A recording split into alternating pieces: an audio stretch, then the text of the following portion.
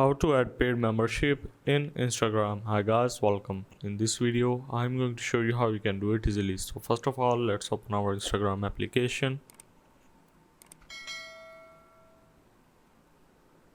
So once you are here, first of all, the thing you have to do is to create a simple post or a video or any reel. So simply select it from your gallery, or you can make it on your camera. So once you have made this, simply click on next, and you will ended up being here where you have to scroll all the way to this advanced settings.